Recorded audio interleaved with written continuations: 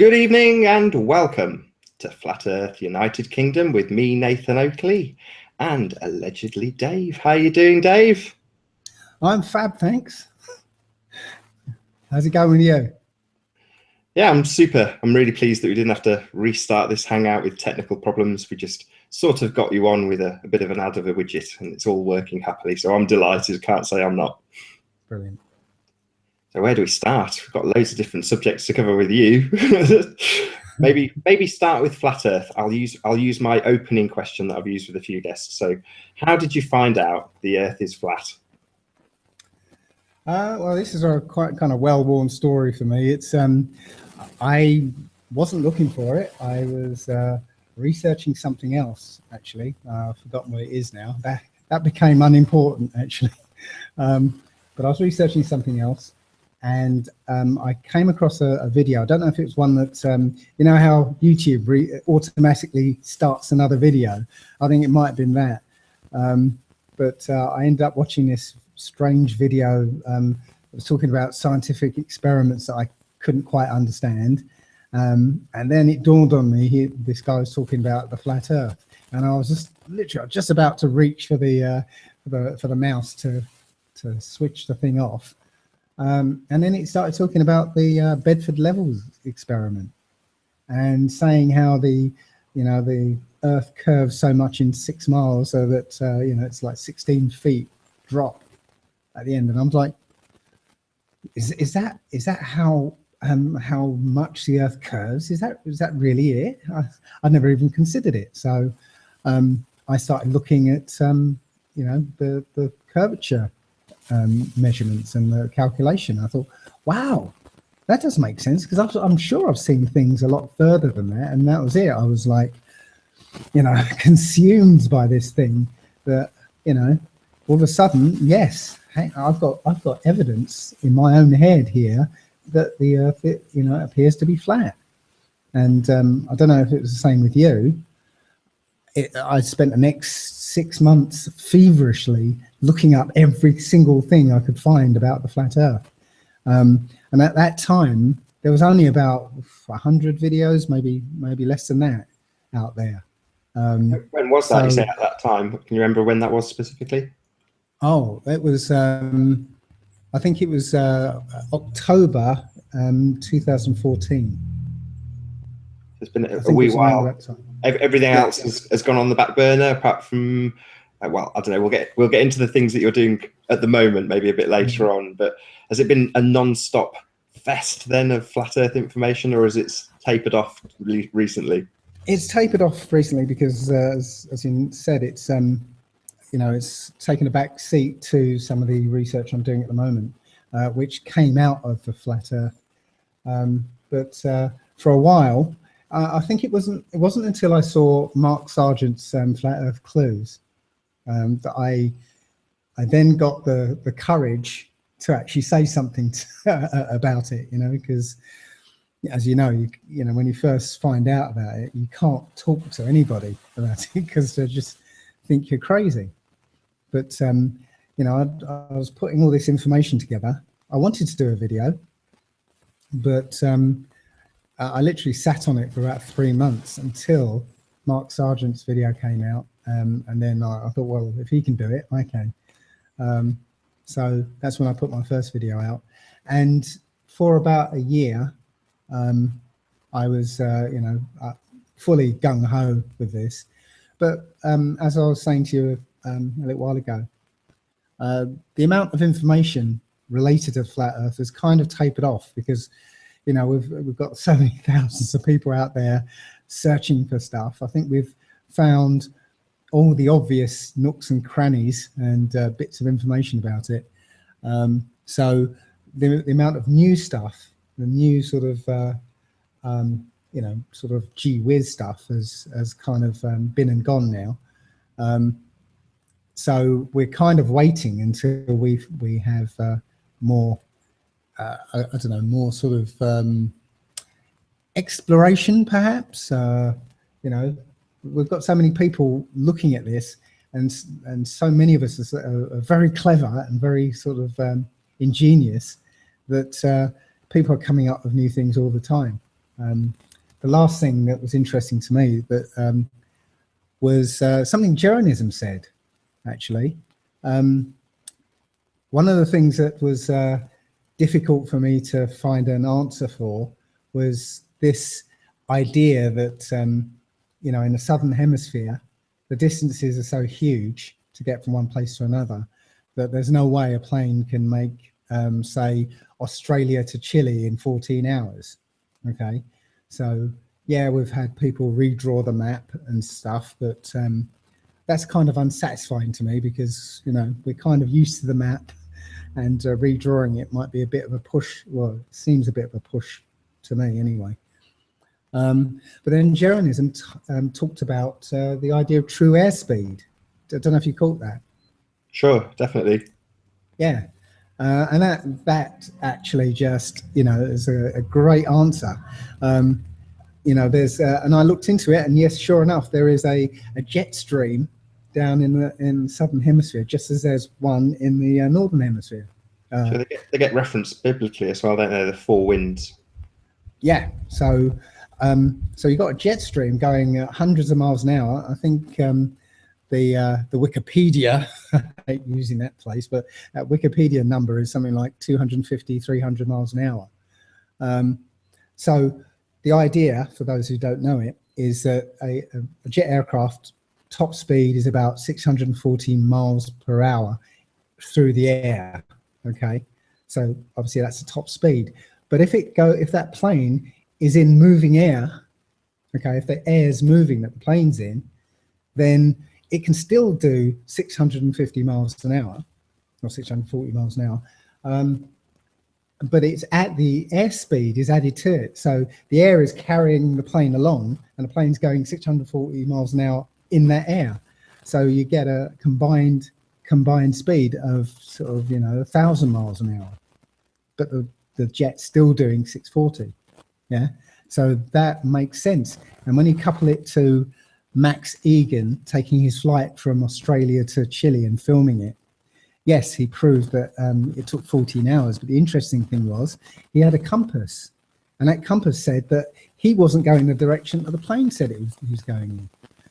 So my contention here is that the plane literally takes off, takes a strange course to catch the jet stream, you know, gets that boost to get there in the 14 hours, then takes another sort of strange course to get back on course to the destination.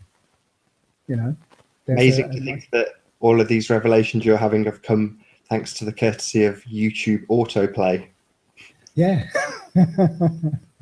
But that's it. I think we're being led to this information. It's not a psyop, you know. It's referencing some of the things I've found out since.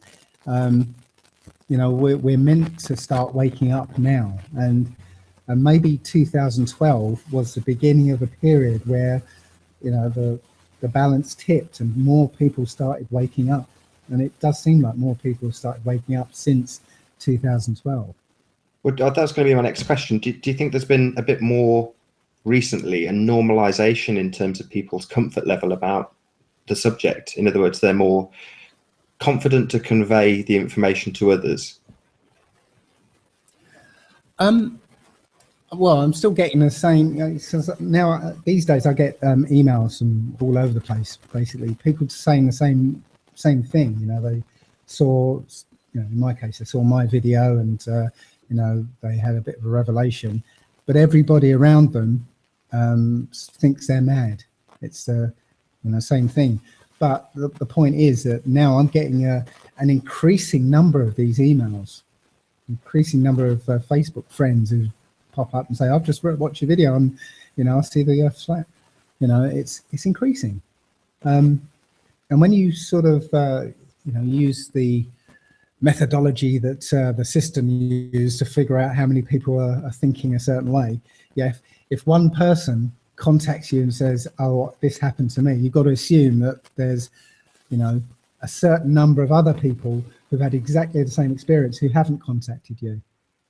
So when you see, you know, a rising amount of people sort of having the same experience, on the back of that, you've got to see that there's there's a much larger number, you know, behind that you don't see. So a bit like if you've got a Nielsen box and you're representing whatever it is, 100,000 people with your television viewing habits. Well, you're not actually 10,000 people watching TV, but you are representative of a huge number of people. Exactly. I think not that they listen, but the government are supposed to. If one person sends a letter, the government have got to assume that I can't remember the number, something like 3,000 or something. Other people feel the same way, but just haven't written a letter. Right. So hence when they say we've had 55 complaints about this, it may seem like a very insignificant number, but it's taken very seriously based on that. Exactly. That's the idea. So, I mean, you've had your skirts with the law, if you like. Is that where allegedly Dave comes from? Yeah, it's basically when I was sort of in the middle of the free man movement, a lot of people were calling themselves commonly known as, because part of this is realizing that you know, you're being defrauded by the use of your name. So by saying you're commonly known as, you're not saying I am, you know, I am David Murphy, you know, I'm commonly known as Dave. But yeah, loads of people calling themselves commonly known as. And I think I was going on to a radio show called Vinnie Eastwood, and I've been on his show a few times. And every time I went on to his show, I was, you know, I was Dave Murphy, Dave of the family Murphy, Dave the Moore. And then I think the third or fourth time he said, okay, what am I going to call you this time? And before he could let me answer, he said, well, I think I'm just going to call you allegedly known as Dave. And I'm like, oh, okay, yeah, I like that. So I've been using that ever since.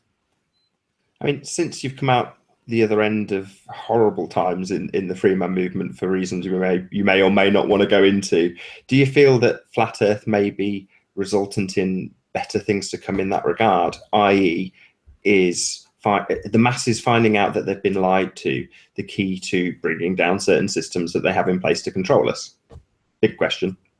I think that is a big question, and it's a big answer. Yeah, I think there is a definite shift in humanity in its movement towards realizing that everything that you see around you is a lie.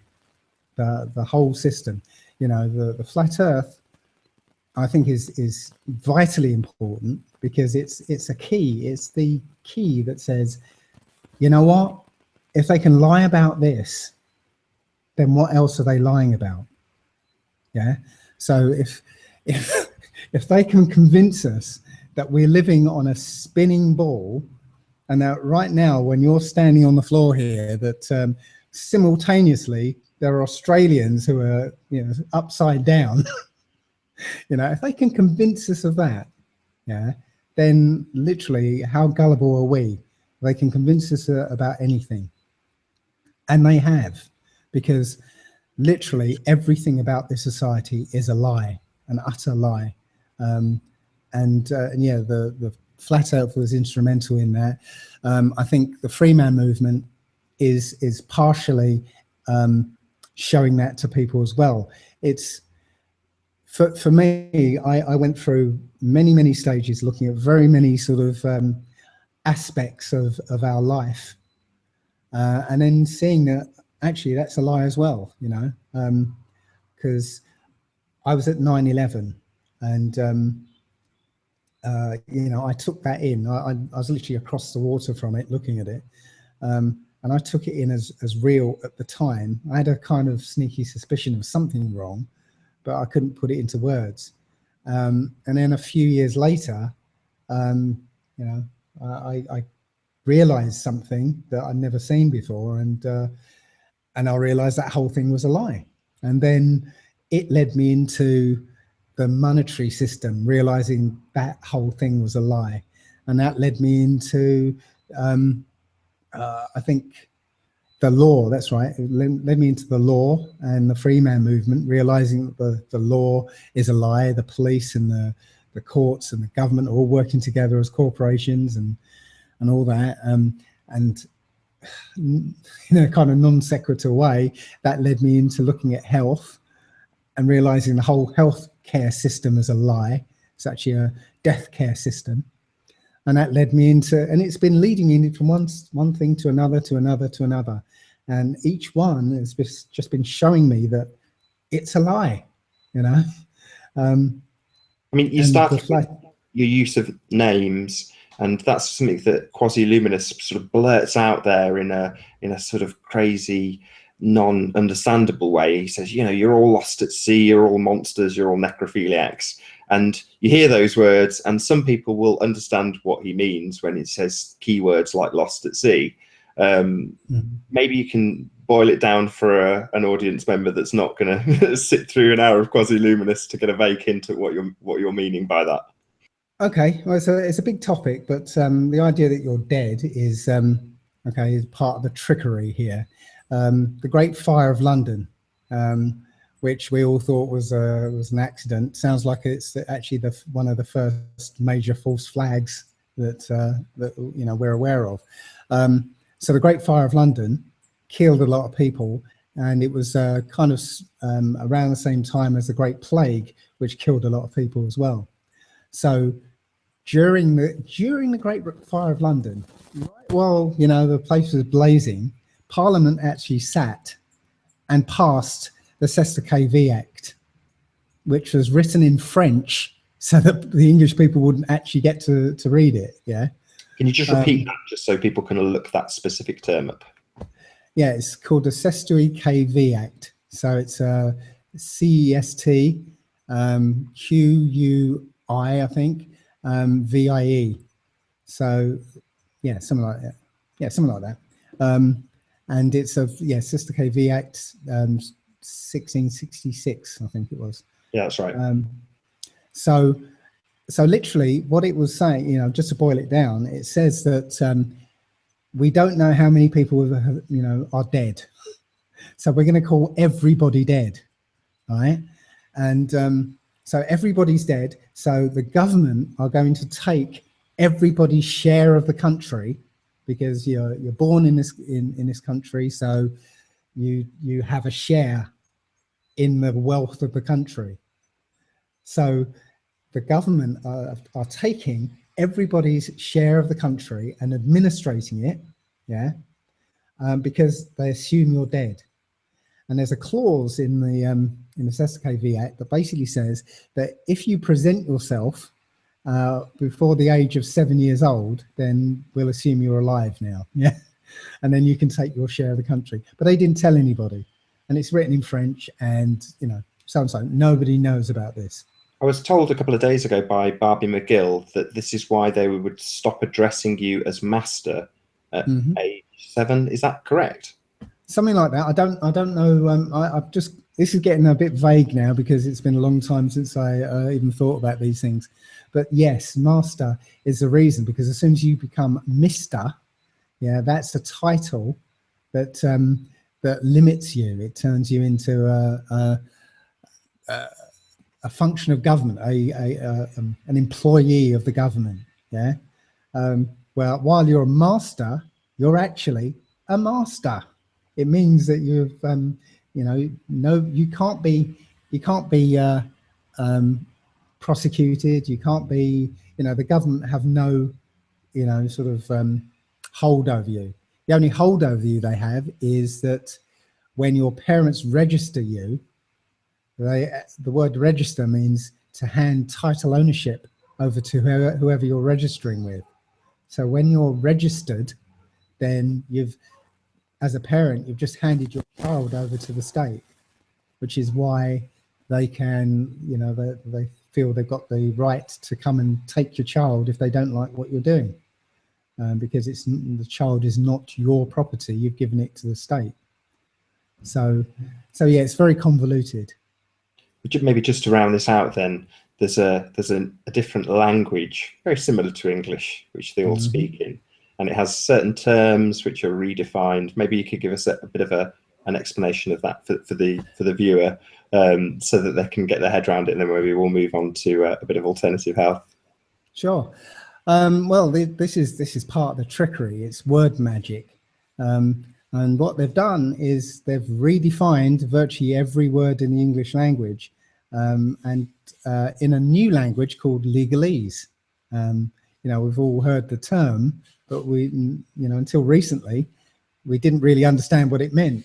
It's literally an entire language that looks like English, sounds like English, but it isn't. And when you're talking to a judge or to a policeman, he's talking legalese, you're talking in English. And when you say something that you feel is quite innocent, you're actually usually incriminating yourself in legalese. So one example is the word understand. Yeah, in English, it means to comprehend.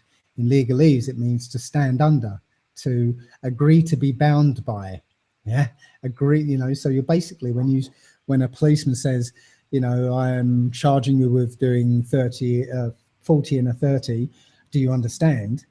Well, if you say yes, you've just agreed to be bound by that, statute. You're agreeing with that this is now a law, right? Because until you consent to a statute, it's not law, okay? Statutes aren't law, but it becomes law if you agree to it. So they get your consent by trickery, basically. Get you to say, yes, I understand. Yes, well, yes, I'm consenting to it. That's it. This is how it works. And the critical detail is that it is actually, what would the phrasing be? Is it spoken in English or said in English, or is it appears to be English? It's hard to know how to explain what you mean, because like you say, the word understand has an absolute definition in our mind. It means comprehension of the words used, as opposed to accepting liability. Exactly, because if you look it up in a legal dictionary, you'll find it has a different meaning. Yeah. So when a judge is talking to you, he's talking in legalese. You think he's talking in English, so you respond in English. Yeah. And he accepts your answer as legalese. So it's like you're talking in French to him, but you don't know what the French words are. Yeah, and but he does. Transition back to flat Earth then in that respect, because you've got a different language that's used when you have anything akin to convincing people that they're on a globe. Rather than using observational methods, you'll use mathematics. In other words, you can change the language that's used to muddy the waters and confuse people. And that's when you said we're running out of material, we're digging through the cracks. And what you tend to find the cracks are full of are heliocentric nonsense, which has already had in the past, because this has obviously come up before, a flat Earth debunking, and then another layer of heliocentric nonsense smeared on top of that. And those are the cracks which have been sort of turfed out with a trowel, sifted through, examined. But for me, now that you're reaching the sort of tail end of that, we're getting to the point where, how many more nonsense heliocentric flat Earth debunkings can we then debunk again? You run out. Eventually it becomes, you've done them all, and it becomes a bit more normal. There's less scary things around the corner. But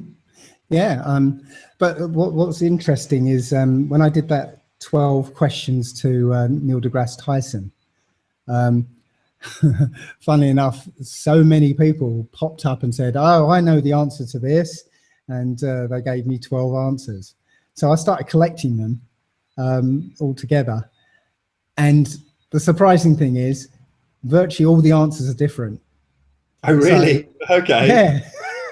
Literally, it's like, I've got sort of about 20 sets of answers for everything. I mean, that in itself says that, there's something wrong there, that people don't actually understand what's actually going on.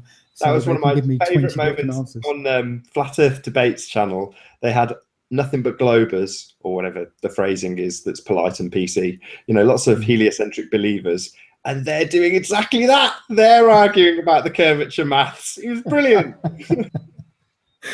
Yeah. So that's the thing. And what I'm noticing when you're dealing with globe earthers is that you present something to them, and they immediately have to have an answer for it. So they'll make stuff up, or they'll use assumption, and they'll just, rather than a normal person, if you present them with something they don't know, they might go, I didn't know that.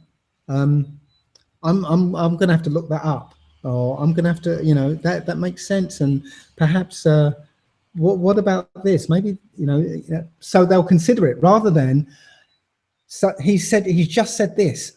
What can I say to try and debunk it? That's the attitude. And that's the attitude that I don't have any time for anymore. If I say something and you get this immediate kind of pat answer back, that obviously that person doesn't have any first-hand knowledge of, then I've got no time for that person. Yeah, it seems though that has been ingrained into people. I mean, I'm not condoning it, but by the same nature, you've got to understand that people are told to ridicule flat Earth. They're programmed with the idea that it's ridiculous from school, told that we have progressed from the Philistine ideas of flat Earth to the understanding that we're on a ball, and you are an idiot if you still consider otherwise. They were stupid back then, now we are not. I'm sure someone did an excerpt from Star Trek, and it had them basically saying that they go to another planet and they look at the people and say, well, they haven't discovered space travel yet, they're Philistines. And it's just a bit of predictive programming to let people know, if you think space isn't real, then you are a Philistine. Therefore, people will brace against it instinctively. They don't even realize they're doing it. Why do I have to fight against this? Isn't a question they'll ever ask. They'll just instinctively go with it and tell you you're an idiot and give you that bullshit answer that they've made up off the top of their head based on assumption. But if you take a step back, literally everything in our reality is exactly the same. We're programmed into one pathway, one view of reality, and as soon as you step off that path, that's when the ridicule comes, and that's when people go, no, you're talking rubbish. And that's what the school system is about. That's why we're stuck in this training camp for something like 12 years. It takes 12 years to hammer that stuff into you. It all makes sense now. Why whenever the government give you something for free, you've got to actually look at it with suspicion. It's kind of like hey, we're going to give you free schools, and they always make it seem like it's an option for you. It's a great option for you. Hey, here's free schools. And eventually it's, you better take your kid to school or we're going to prosecute you. Yeah, there's fines. I don't know if that's true in any other part of the world, but certainly here, if you don't send your children to school, you are fined. Yeah. So you realise that all along it's not been a benefit to you. They made it seem like a benefit, but really it's something that's mandatory, that they need everybody to accept and do.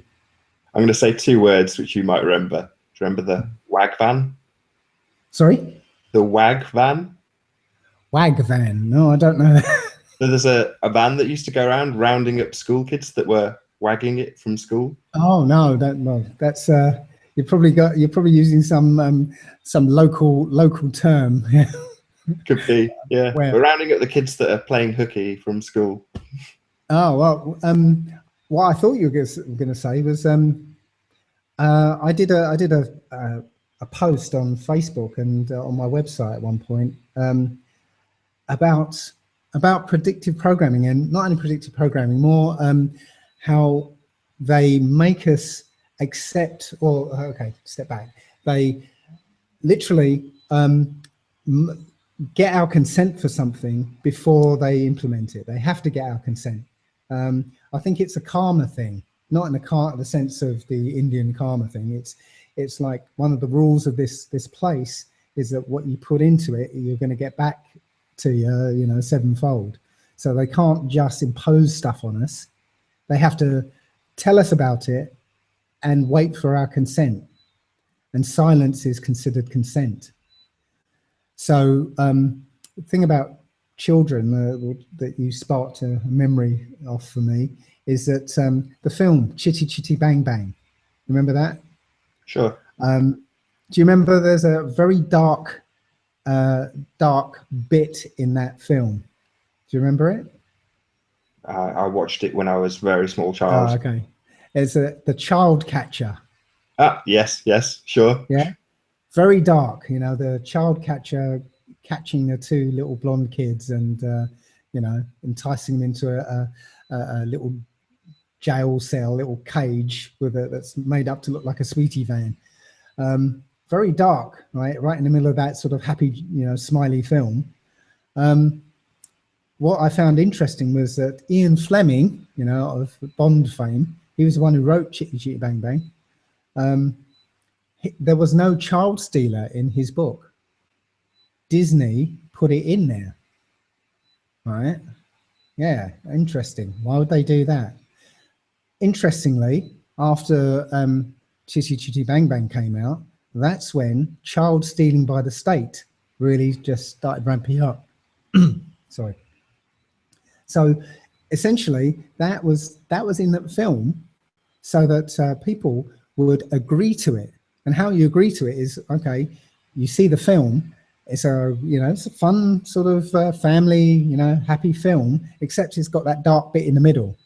But you look at the film and you say, it's a great film. You enjoyed it. So, you know, thumbs up.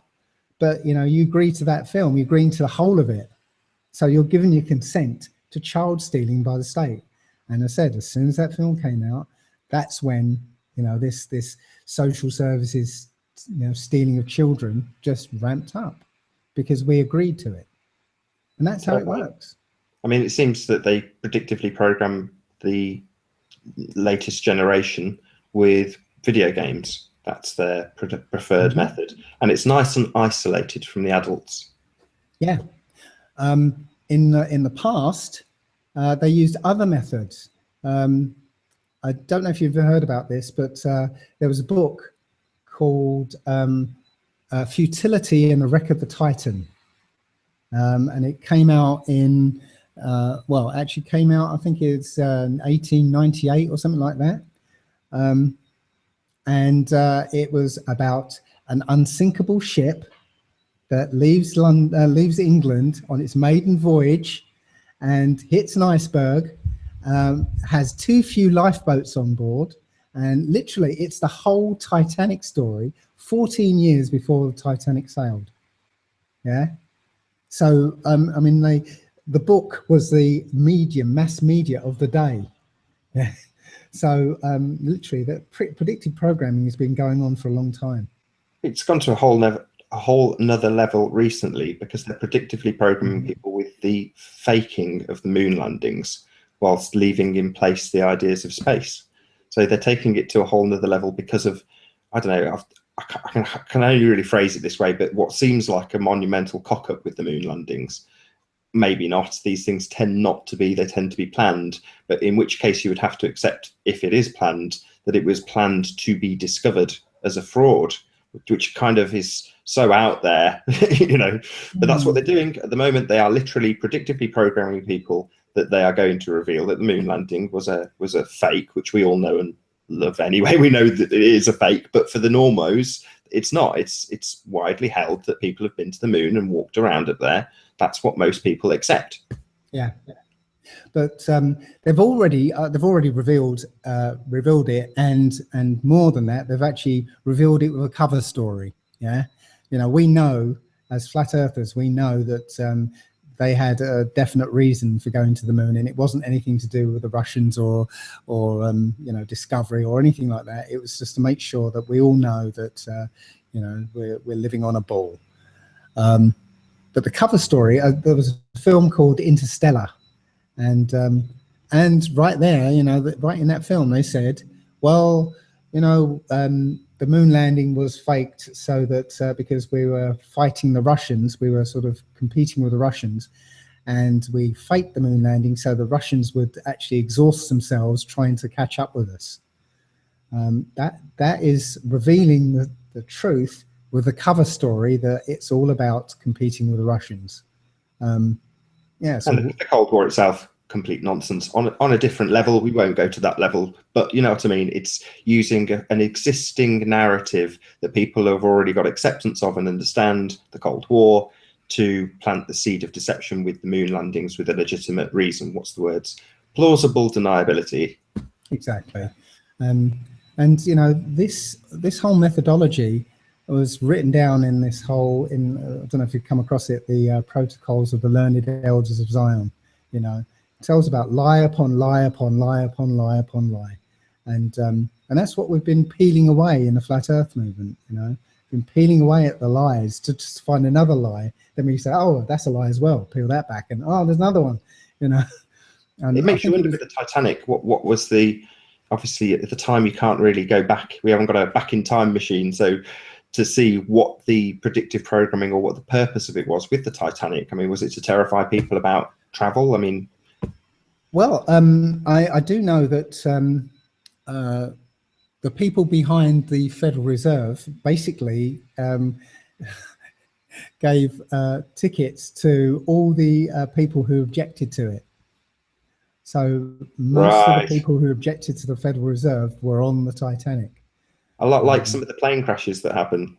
Yeah. So this is this kind of, I have to sort of step into speculation here, in speculation mode here. And I don't know if you've come across the Mandela effect.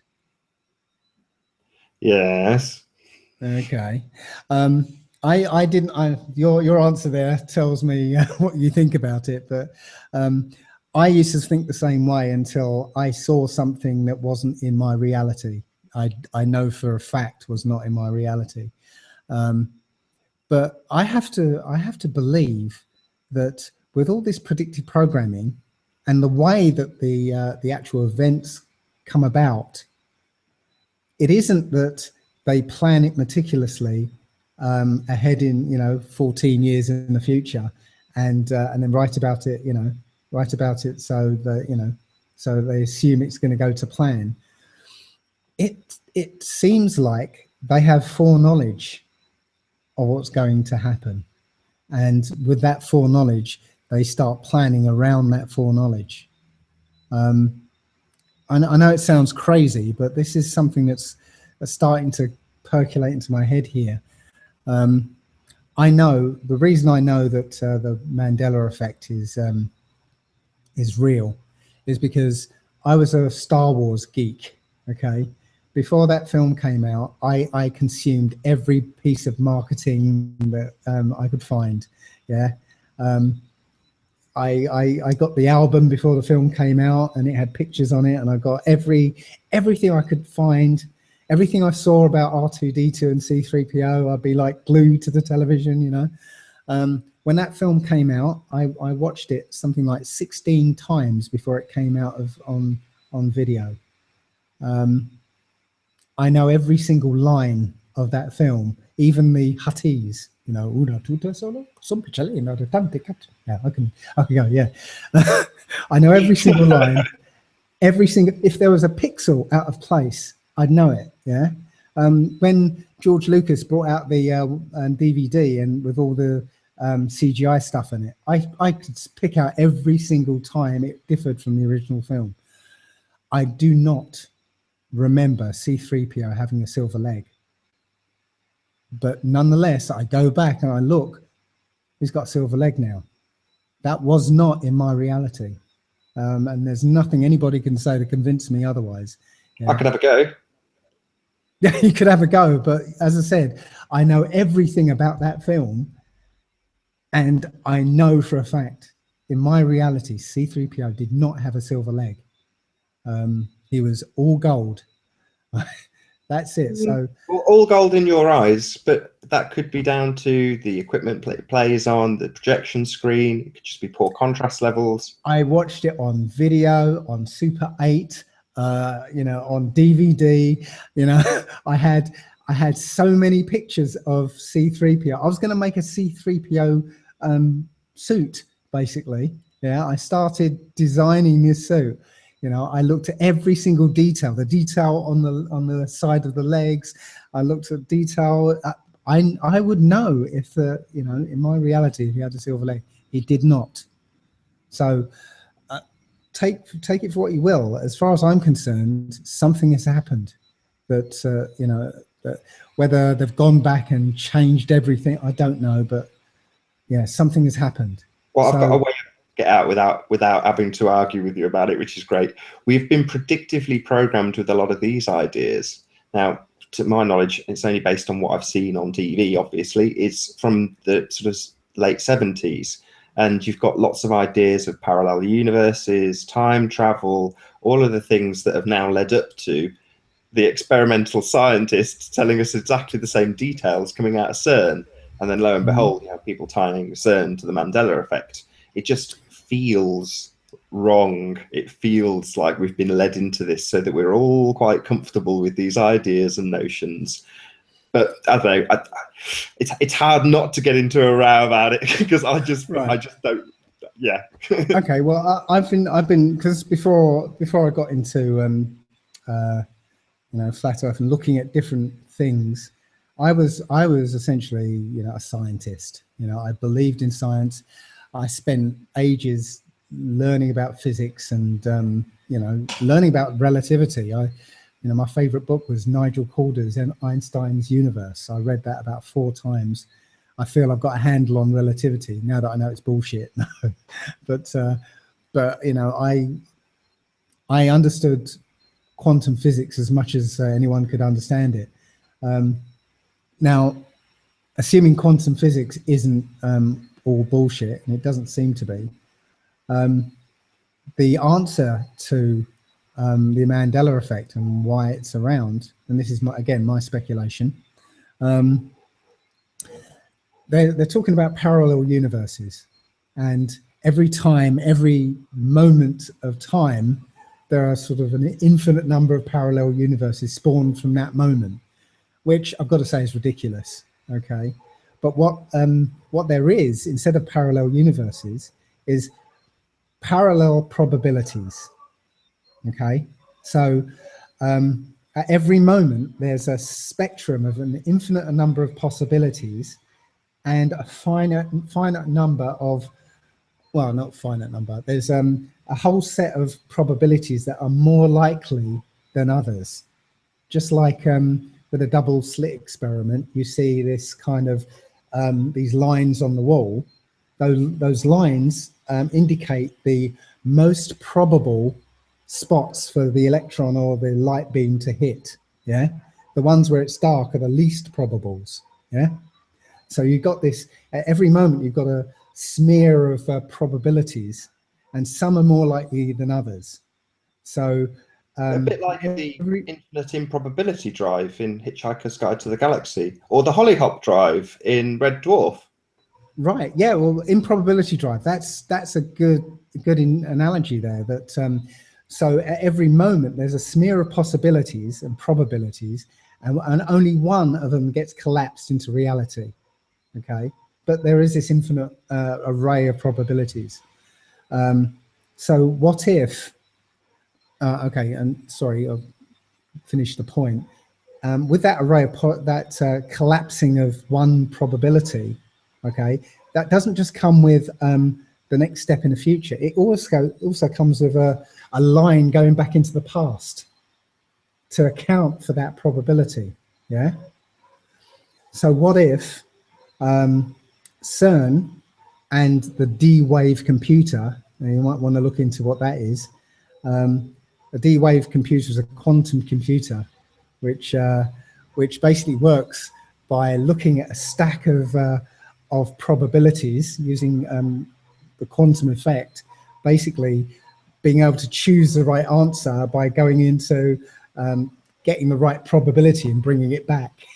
I'm not really explaining it very well, but rather than you did a good job. Okay, rather than calculating in a linear fashion, right? Realizing that there's a stack of probabilities, and amongst that probability stack is the right answer. So you can actually just go in and grab the right answer from essentially a different probable universe.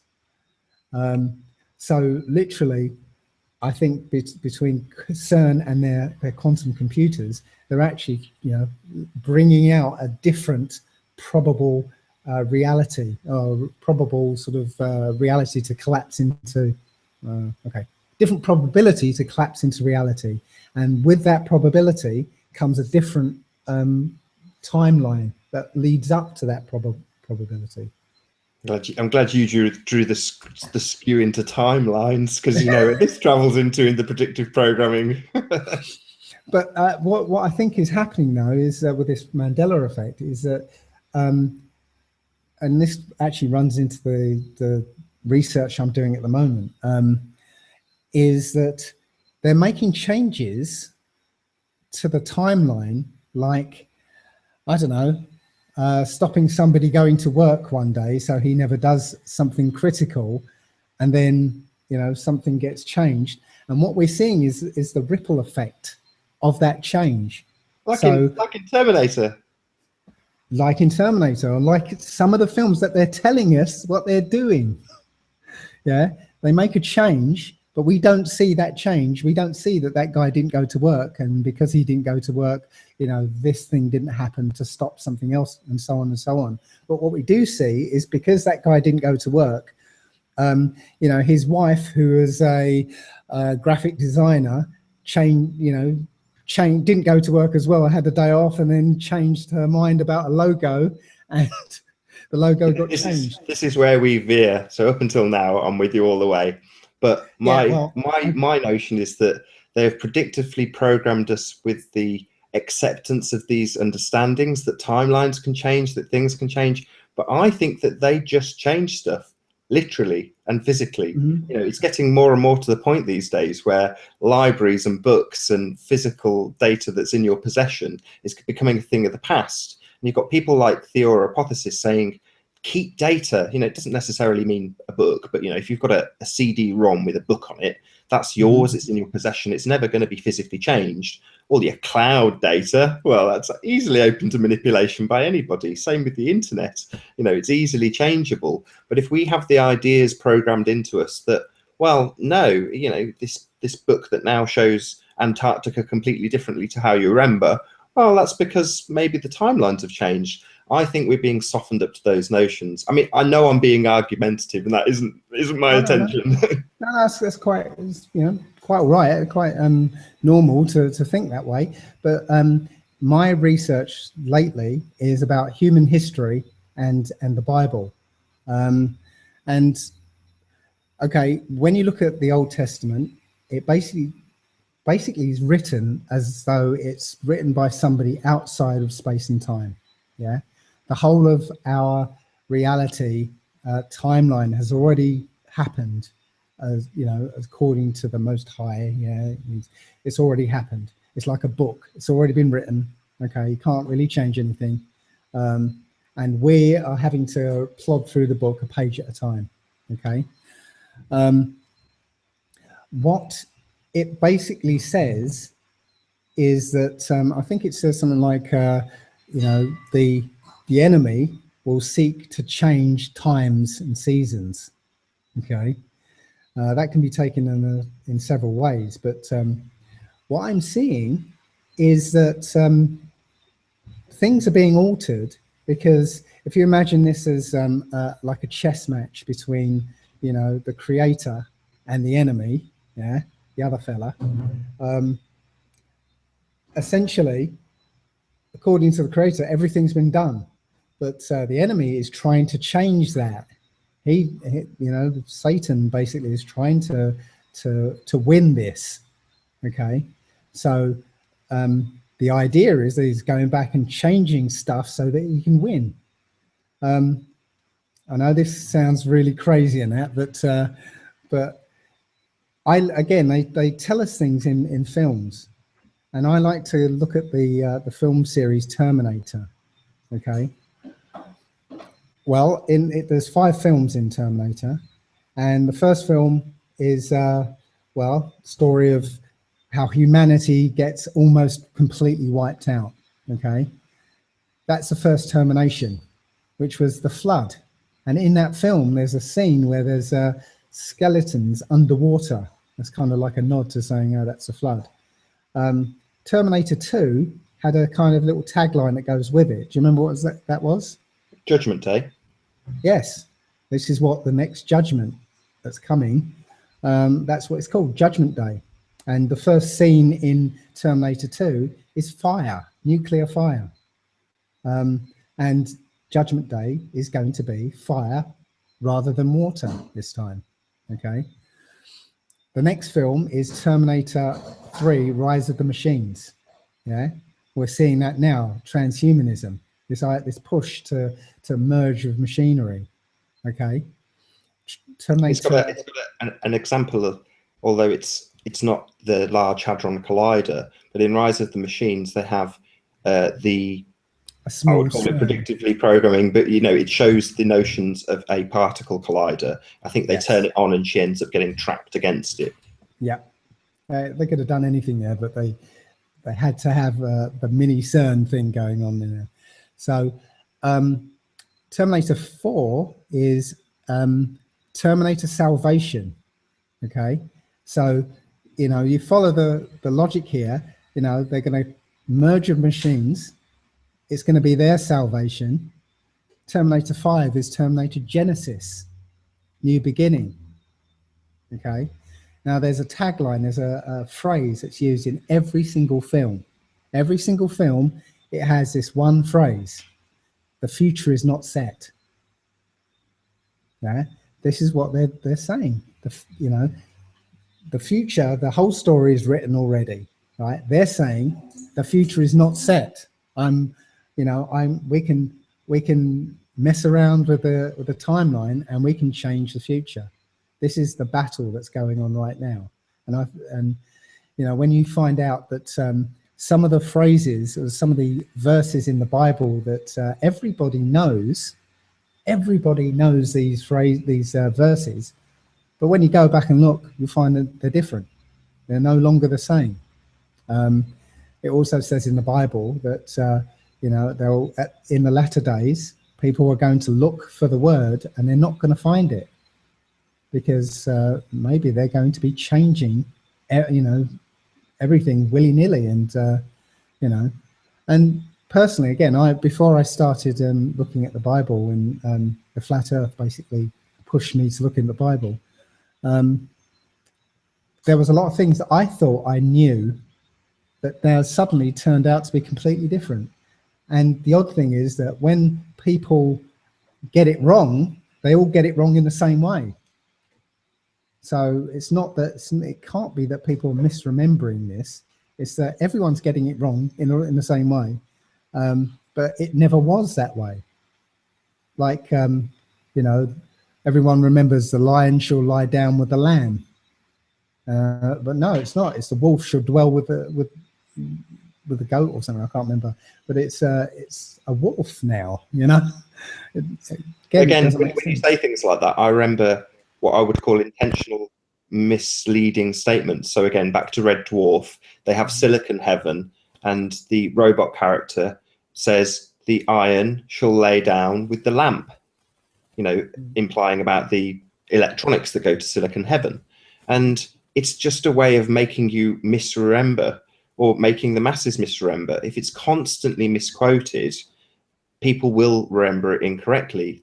I thought my heart sank when you said Star Wars, because I know you know the example I thought you were going to come out with, which was, you know, Luke, I'm your father. That is the typical misnomer example from Star Wars. Yeah.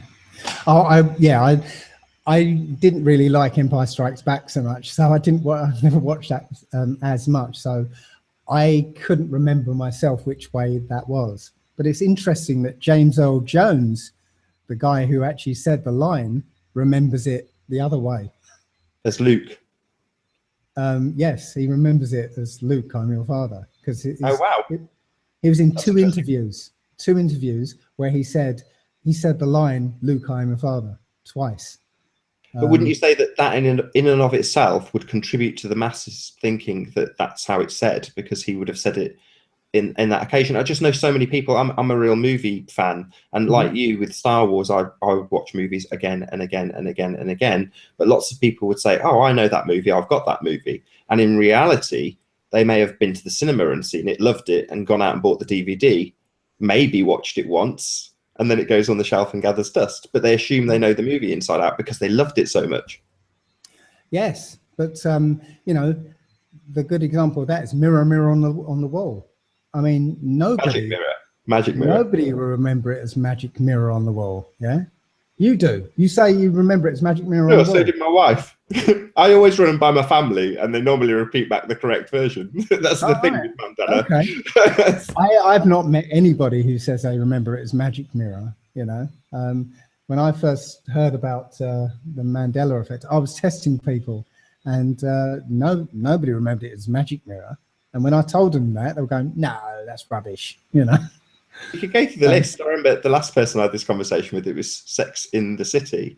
I'm like, what are you talking about? But I was, at the time, I had a girlfriend that was a fan of the show, so therefore I watched the show, and you know, she's writing her diaries, and for the namesake of the show, she's got the same title of the show as her article, so she says it all the way through. If you've just seen it in the TV listings guide, you'll get it wrong. Yeah. Well, again, I never watched that rubbish, but yeah, garbage. But what can you do? Yeah. Let's move the topic on from Mandela to alternative health. So, urine therapy is something that me and my wife have experimented with recently, off the back of a conversation that you and I had, and a few other people. But you and I were on, I think it was Doomweaver's channel, on Robert Shortman's channel, and you were explaining some of your experiences with urine therapy. And my wife has experimented with baby urine, because we've got a newborn baby, and I am astonished. It is like the miracle of you can see I'm stuttering away. I'm amazed. Well, that's the usual response, actually. I've typically, when I tell people, well, this is what it was in the past, when I tell people to do it, you know, they'd be incredibly resistant, and you know, I'd have to spend a while trying to convince them to do it. But then they sort of grudgingly do it, and you know, within a couple of days they come back to me and say, "It's amazing! I tried it, and this happened, and that happened," and you know, I'm like, "Yeah, see, you know, no, it's amazing. It's because we should know all this. We should know that you know, that this is our medicine. This is a food supply. This is our water supply. You know, if we need it. You know, there are things that we should. Getting the definition between waste and excess across the people. Yeah, that's the biggest stumbling block with people. You know, they assume it's waste, and they equate it to poo. You know, but that's the point. It's not waste at all. You know, how it works is the blood goes to the liver, and the liver takes out all the waste, all the pathogens, everything that shouldn't be in the blood. You know, the liver takes out, and the purified blood then goes to your kidneys, and your kidneys are there to keep your blood in perfect balance. So if you've got too much water in your system and water in your blood, well, obviously the blood being too watery isn't going to be as efficient. So the excess water gets siphoned off into your bladder. Same thing with vitamins. So most people know if they have too much vitamin C, well, it's not going to do you much good because you end up weeing it out. It's because, again, the kidneys are taking the excess vitamin C, storing it in your bladder. Same with, you know, enzymes, hormones, you know, all the good stuff, all the beneficial things in your blood literally get stored in your bladder. And while it's in your bladder, sometimes your body realizes that it can use that stuff, so it will reabsorb it. So many people have had the experience where they've been dying to go to the loo, and then they get distracted, and an hour later you're like, "Oh, I don't need to go anymore." Have you had that before? Sure. Yeah. I mean, well, that's because while you were being distracted, your body's gone, "Oh, I can use some of that," and it's reabsorbed some of that urine, and now it's taking the pressure off your bladder. So it's amazing stuff. And, you know, once you realize how powerful this stuff is, you will resent pissing it down the loo, you know, because it's liquid gold. I had a look at you before your, do you call it a urine fast? Mm-hmm.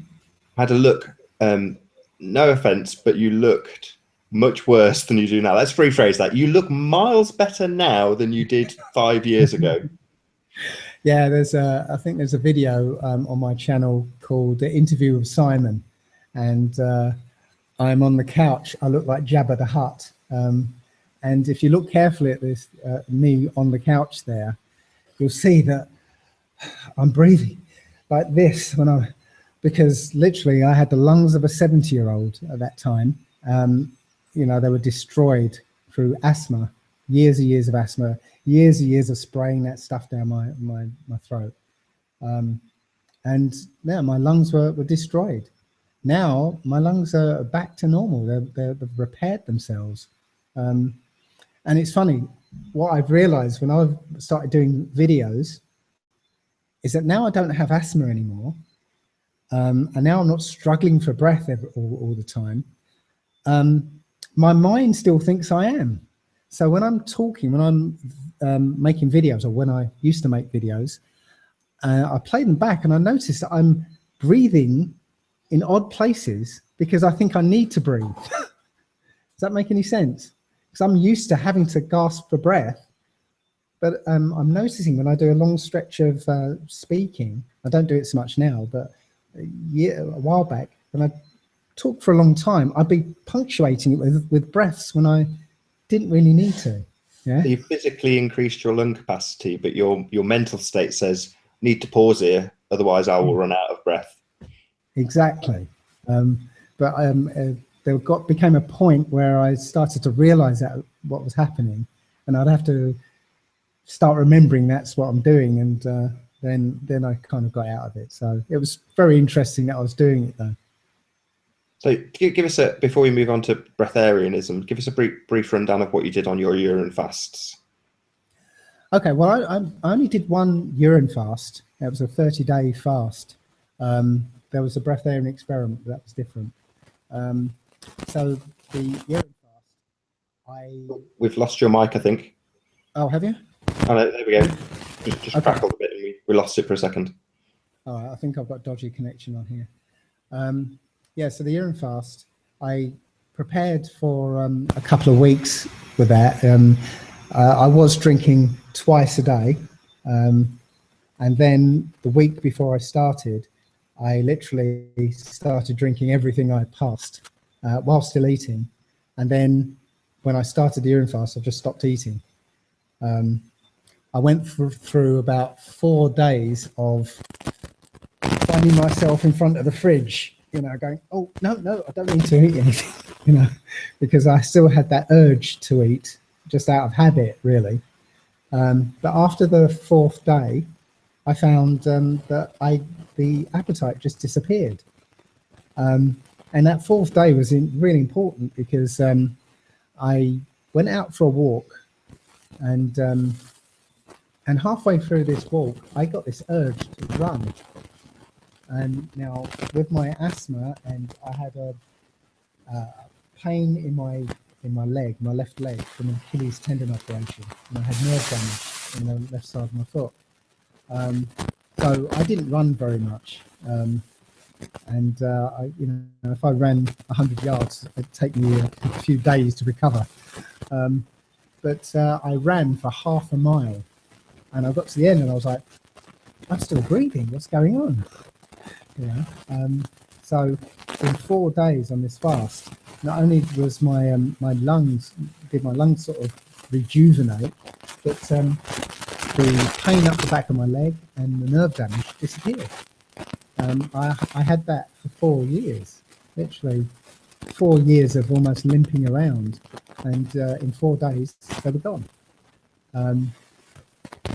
In the first, can you give your mic just a quick fiddle, because we're losing a lot of what you're saying, because we have got to it's getting a bit worse. It's really good information. I just don't want any of it to get lost. Okay. How am I sounding now? Is that Any better? Bit better. Bit better. Okay, bit better. All right. Yeah, it's got something dodgy going on. Anyway, yeah. So the 4 days, all this amazing stuff happened. After about 18 days, I decided to do an experiment to see if the energy that I had, you know, which is contrary to what I expected. You know, I thought I was going to be sort of dying because of not eating anything. The energy, I thought, well, I'm going to test if it's real energy. So I scheduled a whole day of work. You know, I went out and I built a geodome. I literally carried all these like 180 pieces of wood, a few hundred yards to a green, assembled this geodome. I was climbing all over it, measuring it and stuff. And then I took it all down, carried it all back. I did some yard work as well, and you know, lots of lifting and carrying. And at the end of the day, I was like, I was still bursting with energy. This is 18 days into not eating anything. And around about that time, my girlfriend hadn't seen me for about a week, and she came round and she was like, "Where have you gone?" I basically lost so much weight in that time. I went down 7 belt notches. I wasn't expecting to lose weight. I know that sounds crazy, but I wasn't actually expecting to lose weight. So I didn't weigh myself. I didn't, you know, sort of even think about that. But literally, I went in 7 belt notches. I went down from, I was something like, and this is crazy because living in America, I can't do weights and measures anymore. I think I was something in the region of 200 and something pounds, 250, 280 pounds to start with. And I went down to about 106, I can't remember. I went down a lot. It went from something like 20 stone to something like about 11 stone. Yes, something like that. I can't do stone and pounds anymore because living in America just mixed me all up. I can't do Fahrenheit and centigrade either. So yeah, I just lost all this weight. And you know, I came out of this 30-day fast a different person, literally a different person. I went in sort of fairly sick, fairly sort of old and tired. I came out a completely different person. So, you know, I was amazed. But the second one wasn't a urine fast. It was an experiment about breatharianism to see if I could go without eating and drinking. Well, initially it was going to do it for a year. But yeah, that was the idea. But I ended up stopping it after 60 days for social reasons, really. At the time, I sort of entered into a new relationship with somebody who was a raw vegan, and she actually wanted to do the experiment with me. So I kind of backed down to raw veganism again, you know, in hopes that she'd catch up, but it didn't work out like that. So I remember the last time we spoke, you explained that people get very uncomfortable when you're around them not eating or drinking. Yeah. In the middle of this breatharian experiment, I was round up at my best friend's house, and I was staying there a few days, and literally I'd sit at the table with them chatting, and they'd serve dinner, and I'd say, you know, sorry, I don't want anything. And I'm sitting there talking, and they're like, "Oh, go on, have something. Go on, got to try something. Yeah, try this." And they bring stuff out, and what about this? You'll eat this, won't you? And I'm like, "No, I'm not. I can't."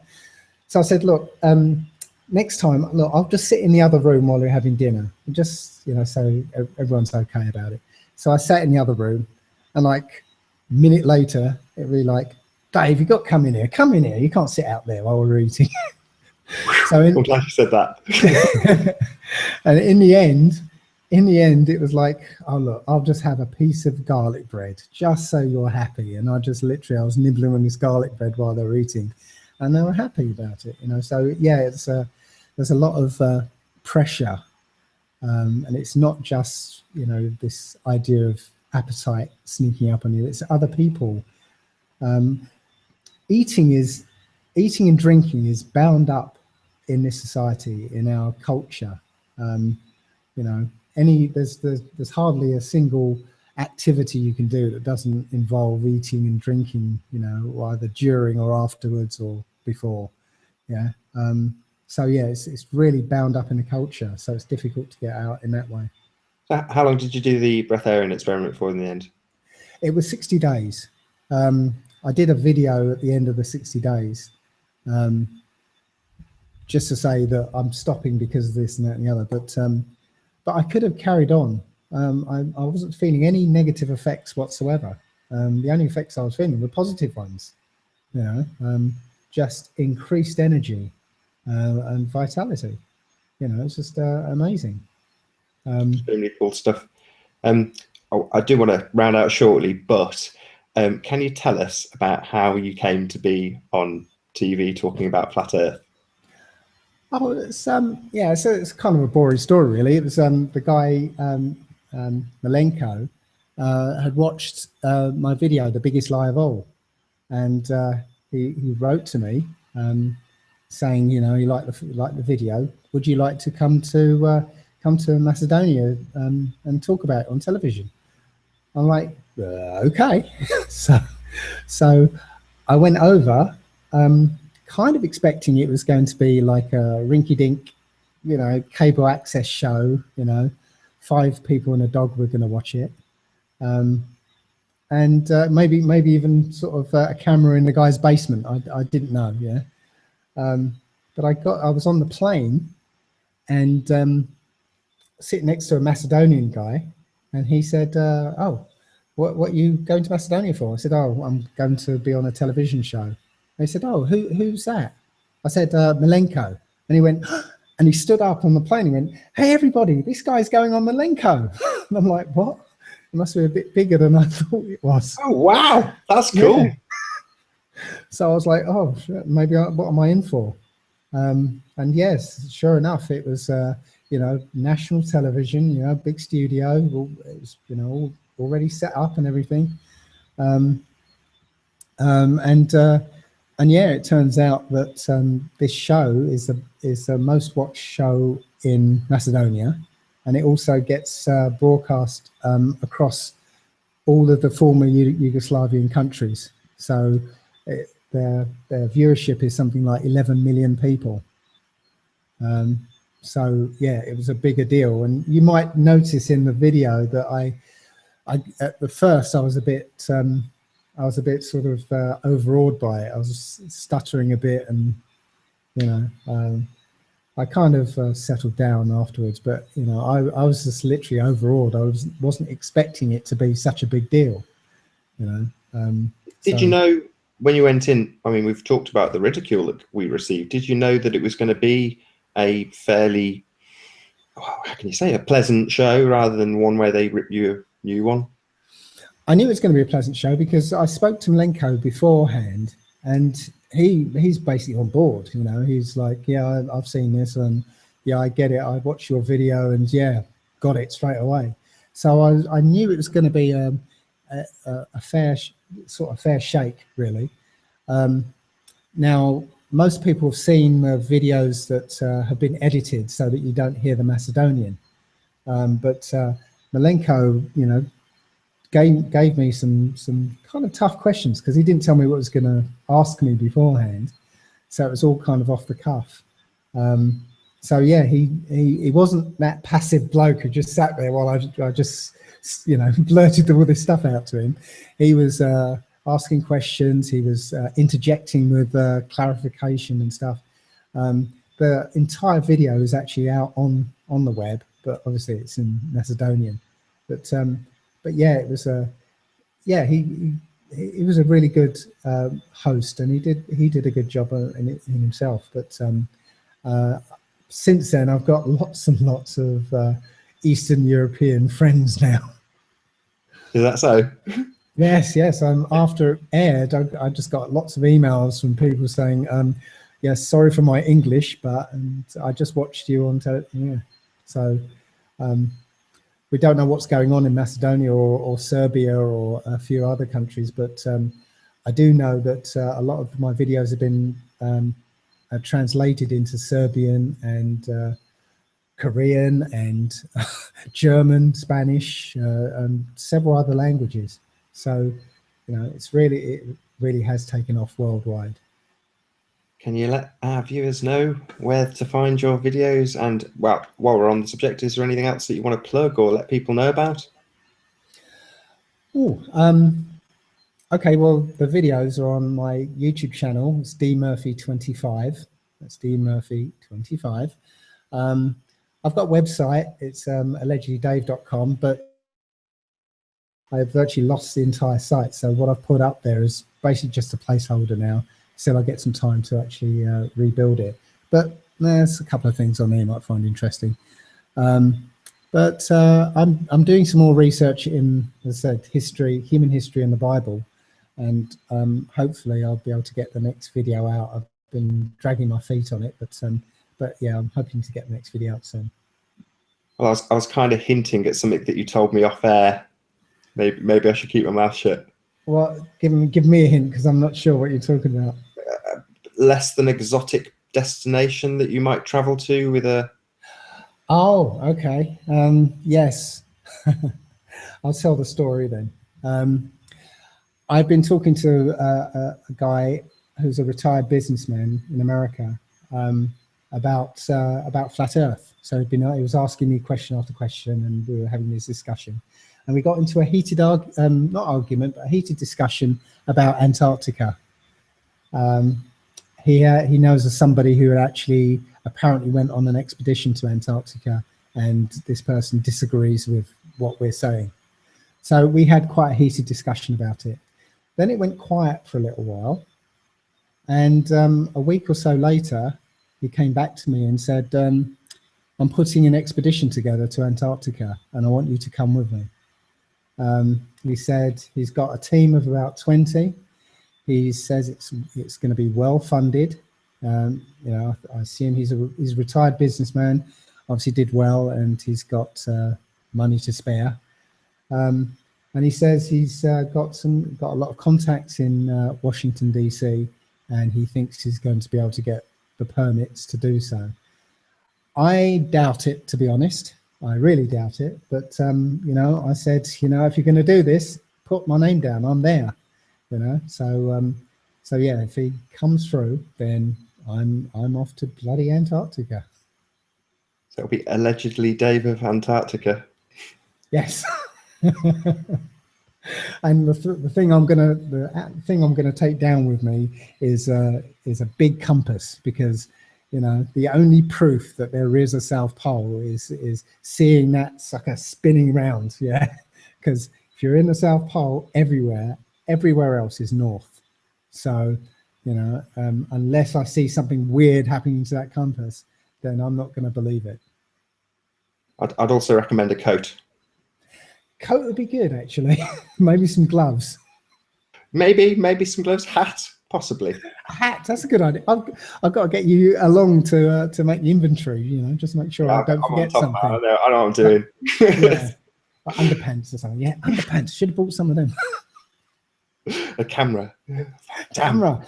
God, you're good with all these ideas. Got to keep in touch with you. Contact me. Well, with that, I'll say a massive thank you, first of all, to all of the people who have joined us in our live audience, and also to Dave Murphy. Thank you so much, Dave, for being on. It's been an absolute pleasure. You're welcome, Nathan. Good talking to you. Thanks very much. I've been Nathan Oakley. I'll see you all in the next video.